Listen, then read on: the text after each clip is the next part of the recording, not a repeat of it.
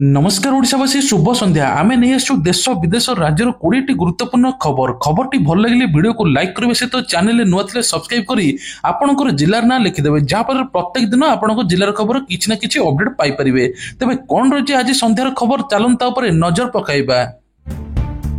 ओडिशावासी बड़ भेटी मुख्यमंत्री देले बड़ भेटी 205 कोटी टंका मूल्यर 15टी जन कल्याणकारी प्रकल्पर उद्घाटन करिसेंती। एथिसहित 300 शଯ୍ୟା विशिष्ट नवनिर्मित डाक्तरखाना उद्घाटित होईची। एही प्रकल्प गुड़िक मध्यरे 11टी स्वास्थ्य सेवा प्रकल्प 4टी शिक्षा भित्तिभूमि उन्नतीकरण प्रकल्प रही।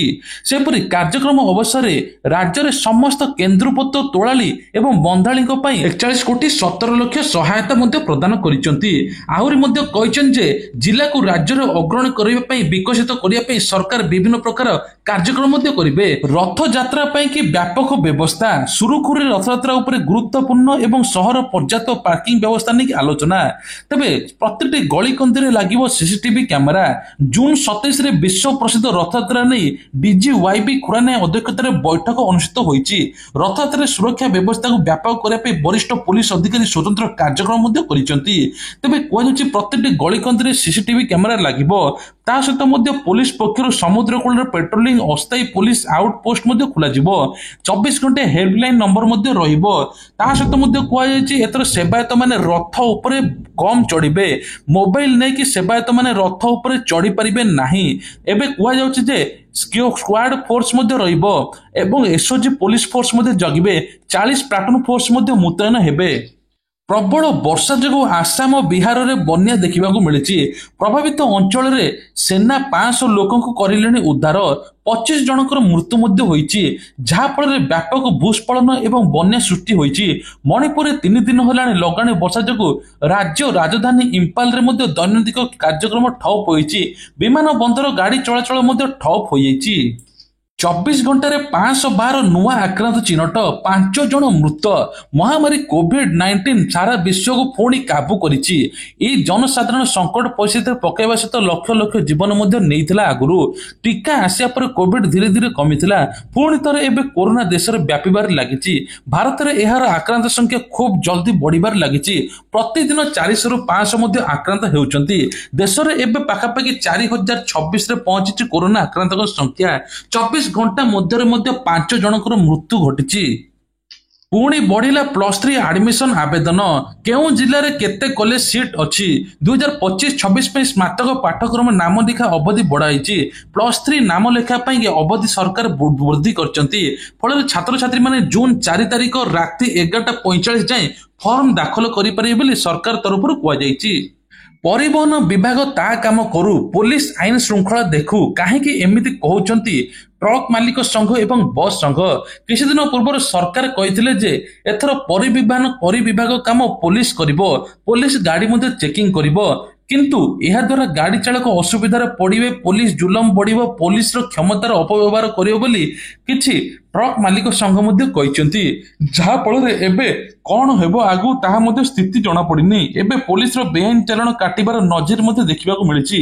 परिवहन विभाग ता काम करू, पुलिस आईन श्रृंखला देखू, गाड़ी जांच करने पुलिस काम नुहे। जदि सरकार एभली किछि निष्पत्ति नियंती ताहाले आमे आंदोलन करिबु बोली सेपटे कहते ट्रक एवं बस मालिक संघ। सुभद्रा योजना को लेकिन बड़ अपडेट। एबे सुभद्रार तृतीय किस्ती मिलवाई जाउची रक्षाबंधन दिन। जो माने प्रथम द्वितीय किस्ती पाइना से एका संगे 3टी किस्ती पाइबे।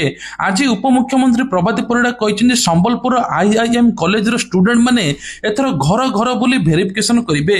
जो माने योग्य हिताधिकारी पुनर्सामिल करा, जो मानकर फॉर्म रिजेक्ट होती तांको मध्य देखा जिवो। ता सहित किछि लोक अछंती जो माने गवर्नमेंट चाकरी एवं तांकर सब किछि थाई मध्य आवेदन करथिले तांको ना कटा जिवो। ता सहित राशन कार्ड को लेकिन बड़ अपडेट। राशन कार्ड नुआ पोर्टाल खोल आपण माने चाहिए नुआ राशन कार्ड पे आवेदन करेंगे। तबे राशन कार्ड रे एबे गहम मिलिबो। ता सहित 1000 टंका सहायता मिलिबो। सरकारी स्तर घोषणा कर जो मान आर्थिक आय और स्वच्छल नुहति इनकम जीरो तांको 1000 टंका दिया राशन कार्ड थिले। আজি ହେବ ଆଇପିଏଲ ର ଶେଷ ମ୍ୟାଚ୍ ଦୁଇ ଶକ୍ତିଶାଳୀ ଦଳଙ୍କ ମଧ୍ୟରେ ଲଢ଼େଇ ହେବ। ତେବେ କୁହାଯାଉଛି ଇଣ୍ଡିଆନ୍ ପ୍ରିମିୟର ଲିଗ୍ 2025 ଆଜି ଶେଷ ମ୍ୟାଚ୍। ତା ସହିତ ମଧ୍ୟ କୁହାଯାଉଛି 18 ବର୍ଷ ପରେ ଦୁଇଟି ଫାଇନାଲରେ ଏବେ ପହଞ୍ଚିଛି। କିଏ ଜିତିବ ଟ୍ରଫି? ପ୍ରଥମେ ପ୍ଲେ ଅଫ୍ରେ ଏବେ ଚ୍ୟାଲେଞ୍ଜକୁ ଅତିକ୍ରମ କରି ରୟାଲ ଚ୍ୟାଲେଞ୍ଜ ବାଙ୍ଗାଲୋର ଏବଂ ପଞ୍ଜାବ କିଙ୍ଗସ୍ टाइटल मुकाबिला को प्रवेश करेंगे। तेबे आज केउ दल जितिब से नेकी अपेक्षा। विराट कोहली सीजन 600 उपर स्कोर करिसेंती, जहाँफल फोकस रहिबो केवल विराट कोहली उपरे। तेणु आपण माने कमेंट करी कहिबे आज केउ दल जितिब। चलुछि भुवनेश्वर असह्य ग्रीष्म प्रभाव। सकाळ 8:30 बेलू 33 डिग्री छुईथिला तापमात्रा। तेबे असह्य गरम एवं गुळुगुळी रे आउट पाउट हेउचंती लोके। दिने हेउ कि राति हो निस्तार मिलू नाही। तेबे कुआ जाउछि राजधानी भुवनेश्वर प्रथम थर पई कि सकाळ 8टा रे 33 डिग्री तापमात्रा पार होइथिला, जहा कि सबट उत्तप्त शहर पालटिथिला भुवनेश्वर। सहित मध्ये एबे कुआ जाइछि जे गुळुगुळी हेबा शहर गुडीक बालेश्वर, भद्रक, जाजपुर, केन्द्रापड़ा, कटक, जगतसिंहपुर, खोर्धा, पुरी, नयागढ़, गंजाम मध्ये आहुरी मध्ये 10 दिन पर्यंत गुळुगुळी हेबो। किछि किछि दिन रे मध्ये वर्षा हेबो, किंतु गुळुगुळी कमिबो नाही। ग्राहक को ठकुथिले सावधान, सबु खजा दुकान को जांच करिबो प्रशासन। तबे किछि दिन पूर्वर खजा 20 केजी नेबा देविथिले, किंतु बाहरी थिला 12 केजी। खजा ठकेई होइथिला। एने कि प्रशासन बड़ पदक्षेप नेछि। खजा दुकान को तागिद करा जायछि, जदि एपट सेपट करंदी तांको ऊपर दृढ़ कार्यानुष्ठान निया जिवो। तबे खजा व्यवसायी को मध्ये सेपटे गिरफ करा जाय कोर्ट चालन मध्ये करा जायछि। बड़ दांडरे पुरी धामरे एभली करिबाटा सबुठ बड़ महापाप बोली कुआ जाउछि। पुणी बदलिला प्राथमिक शिक्षकों बदली कैलेंडर। एतिकी तारीख भितर करंतु आपण माने आवेदन।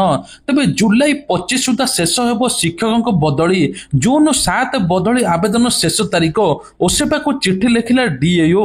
तबे चिट्ठी लिखि समस्त डीओ को बीओ को देले निर्देश। तबे जिला भितर जिला बाहर बदली पई करिवे आवेदन। जुलाई 18 रे बदली तालिका देखा हेबो ओसेपा वेबसाइट रे। ता सहित मध्ये कुआ जायछि जे आवेदन शेष तारीख जून 6 तारीख, गोटे दिन बढ़ी। जून 7 तारीख पर्यंत आवेदन करी हेबो। ता सहित जून 9-16 भितर भेरिफिकेशन हेबो बोली कुआ जाउछि। हीराकुद जल भंडारु हटला कटकणा, एबे जाई परिबे पर्यटक। तेबे निषिद्ध अंचल को छाड़ी बाकी स्थान बुली परिबे पर्यटक। ऑपरेशन सिंदूर समय हीराकुद जल भंडार सुरक्षा पई कटकणा लगाइथिला। एही कटकणा हटिबा नै जिल्लापाल सूचना दैछन्ती। ऑपरेशन सिंदूर पई लागिथिबा कटकणा जोगु पर्यटक हीराकुद बुलिया पई जाई पारु नथिले, किंतु वर्तमान एही कटकणा को हटाई दिया जायछि। पाटनारू रांची आसुवा एक इंडिगो विमान रे एक पक्षी धक्का हेबा पर विमानटी रांची विमान बंदर जरूरीकालीन अवतरण करिछि। विमान समस्त 175 यात्री सुरक्षित भाव अधिकारी सूचना देइचंती। अधिकारी कहवा अनुसार रांची रे बिरसा मुंडा एयरपोर्ट रे 175 जन यात्री को नहीं विमान बंदर इमरजेंसी लैंडिंग होइथिला। कुआ जाउछि जे केवल विमान रे 320 क्षति होइछि बा एयरबस 320 क्षति होइछि। सेतरे थिबा सबु यात्री सुरक्षित अछंती।